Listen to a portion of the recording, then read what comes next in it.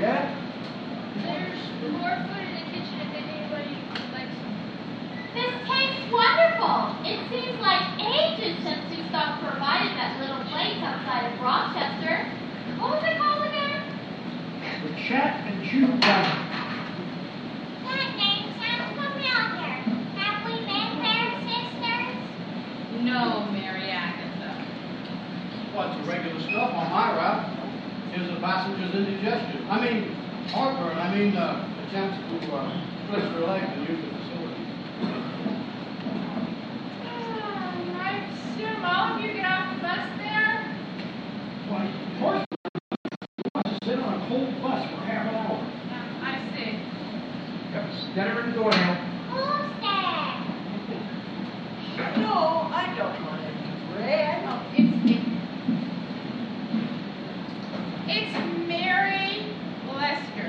She is a waitress at the Chat and Chew Diner.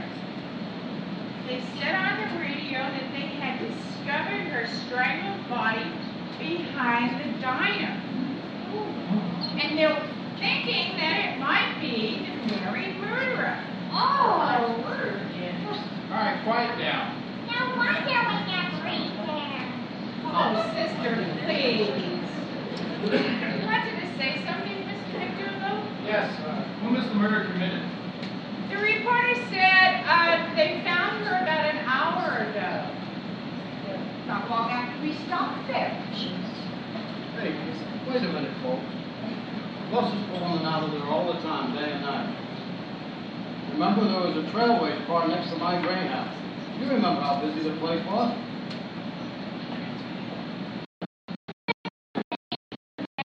Yes. The announcer said her name Mary was stitched across the pocket of her uniform. She waited on us. She said, "Hi, I'm Mary," and I said, "So am I." Remember, Mr. Stacy? Yeah, I think so. So she was alive when we got there. The question is, was she alive when we left? You don't mean. Oh dear God. All right, knock it off. Mr. McDougal, what are you doing with that gun? We don't allow weapons in the convent. It's most inappropriate. Well, if you're concerned about weapons, I'd already call the swords and pikes on the wall toys. These are strictly decorations. As you can see, the former owner's taste ran rather gauntlet. Guns are another matter, Mr. McDougal. Well, I'm sorry if you're offended, Reverend Mother, but when we arrived here, I didn't know this old house was a convent. It wouldn't have mattered anyway. I'm a cop. My gun goes where I go. You're a buzz? Heavy man. Some folks can tell the bus drivers if you carry weapons on any means of public transportation. That's regulation 5A. I never blow my cover. I'm with the homicide division, Manhattan. I guess I'm now officially on the trail of Mary's murder. The announcer on the radio said the police think that he may be heading toward the Canadian border. That makes sense. Let's see if I can identify the culprit and arrest him before he leaves the country. Mr. McDougal, if you think it's one of us, why have you chosen now to reveal your profession to us? So I want to let him know that if he is one of us, that he'd be crazy to try anything while I'm around to protect him. It would be crazy. Crazy? Isn't somebody that strangles 10, no, 11 women just because they're named Mary? Isn't he crazy already? That's for his defense lawyer to prove. What's the catch? Hey, you keep saying he. How do you know it's a man? There's some mighty strong women out there. You know, I would want to progress with Sister Mary Ethelbert. Her problem is landlord. It's possible to murder a woman, but not wrong. Female serial killers are very rare. See, I'm betting it's a man. And I know where the other men in this room were this afternoon, Herman. But I'm curious. Where were you? What kind of dang fool question is that?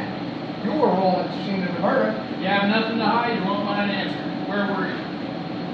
Well, you must know. I was driving from Buffalo. I came out here weekends to do chores. Rochester isn't that far from Buffalo. Come to think of it, Manhattan's just a few hours away. And all the murders there happen on weeknights. No, no. You just wait. You're not pinning anything on me.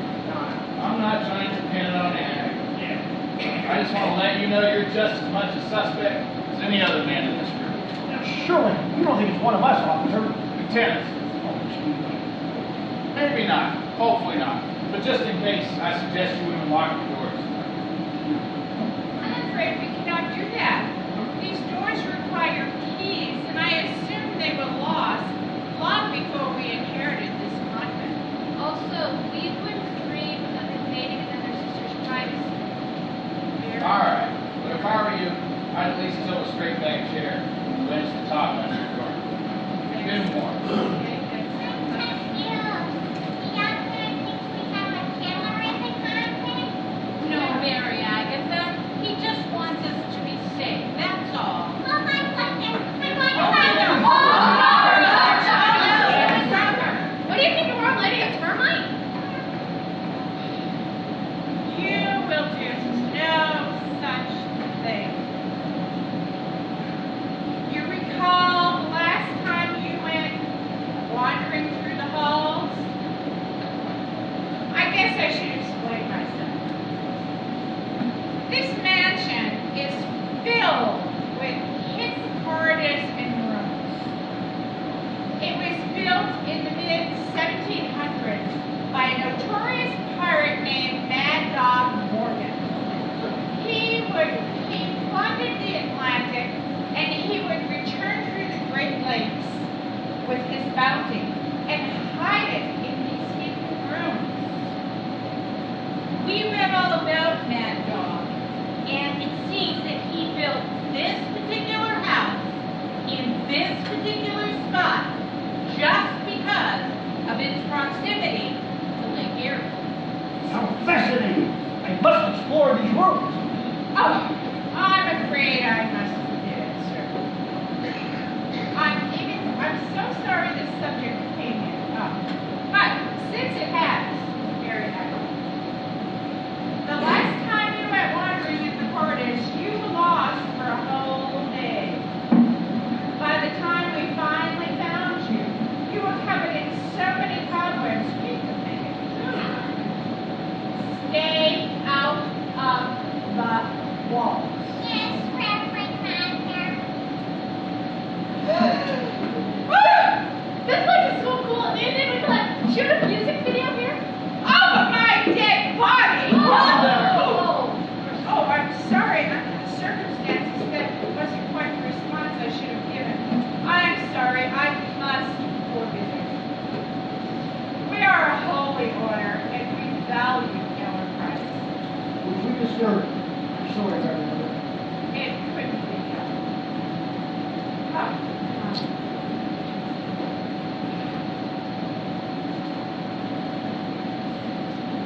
Lieutenant McDougal, we will keep your advice in mind and pray that you will be able to track this terrible, terrible man.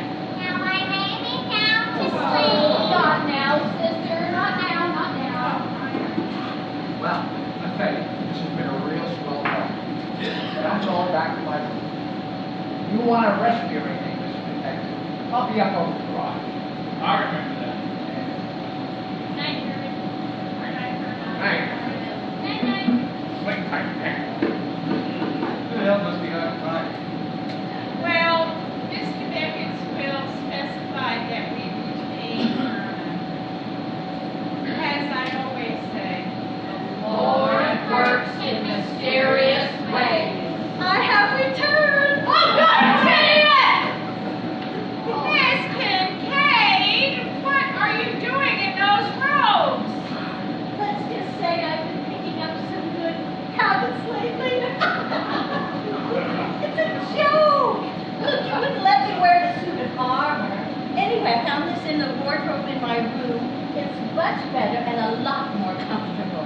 It helps me get in touch with the spiritual side of St. Joe. You're in